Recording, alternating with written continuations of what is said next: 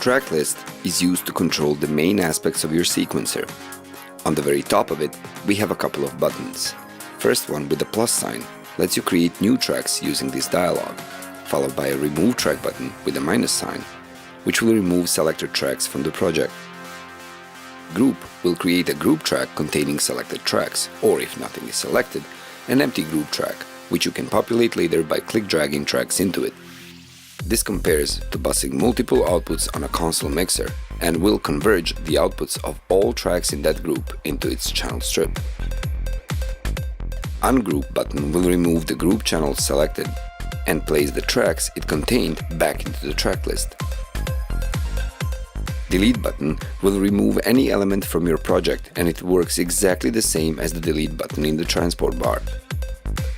Use scroll buttons to scroll left, right and up, down inside the sequencer. And by engaging this toggle button, you can switch the functionality of these scroll buttons to be either scroll position or zoom of the sequencer.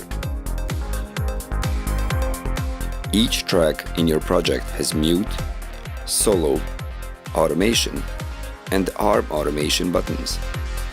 Mute and solo buttons serve a purpose of muting or soloing out tracks.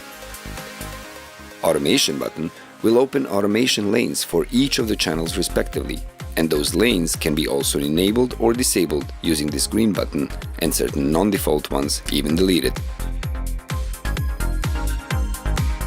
Arm automation button is going to prepare the track to record the incoming changes of parameters as automation.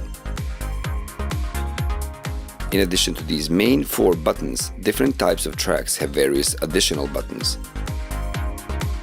Group tracks have this expand collapse button to show or hide all the channels that group contains and to make your projects more organized.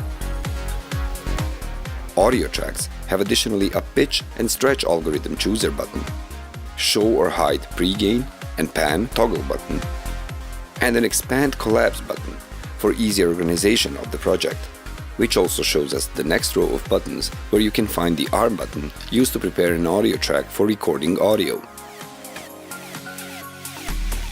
Monitor button lets you hear the physical input you assign to the audio track as a source for recording, here in this dialog menu of physical inputs on your audio interface. MIDI tracks have additionally show, hide, pre-gain and balance, just as the audio tracks do, an expand collapse button, and an arm button used to prepare a MIDI track for recording MIDI, which is also used if you want to audition the instrument on that MIDI channel, using your MIDI controller, and that can be chosen from this dialog menu right next to it that is used to select the MIDI input device. Right-clicking on a track will open up a track settings dialog, in which you can rename that channel or give it a color of your preference. You can also create your own palette of colors and save it for frequent use. Using the border arrows here, you can expand the track list view.